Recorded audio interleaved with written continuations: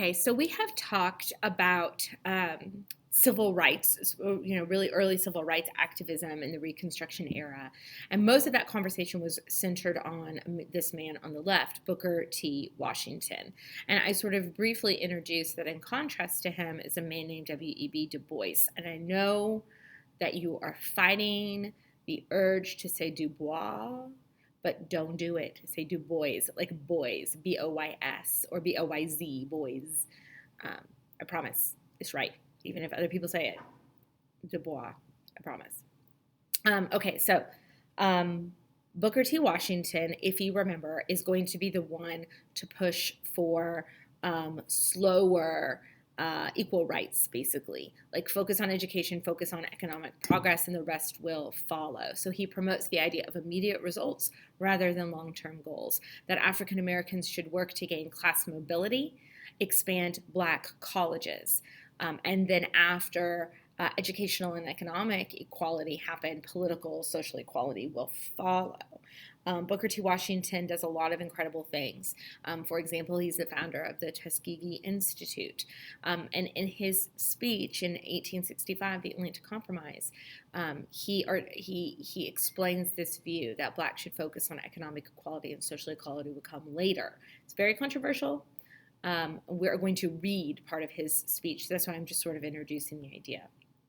Now, a much younger man, so a man who lived after Reconstruction, who is actually considered a Reconstruction historian, is W.E.B. or Webb, as some people would refer to him, Du Bois. And Du Bois said that he believed the lack of focus on long-term goals was limiting. It's important to note that Washington and Du Bois are not talking to each other, right? They're not necessarily contemporaries, but their ideas are always compared.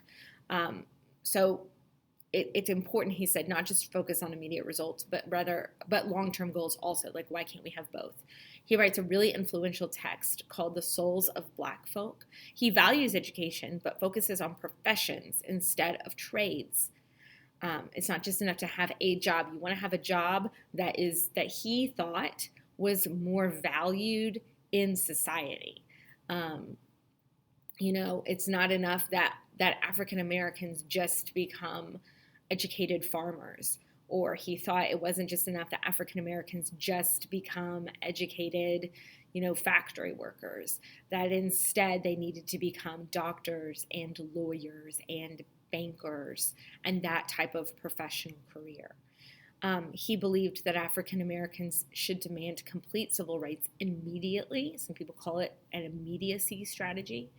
He's the founder of the Niagara Movement, which is a group dedicated to social and political change that will eventually become the NAACP. We've also talked about Ida B. Wells.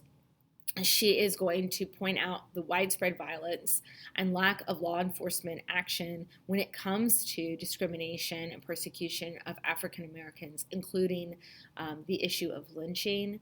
She's forced to flee from Memphis. She runs to Chicago after publishing newspaper stories about lynching. This is Ida B. Wells. This is her plaque, and I think I've actually shown you this before. Crusaded against lynchings in Memphis and in the South. Okay, we're going to start the progressive presidents next time.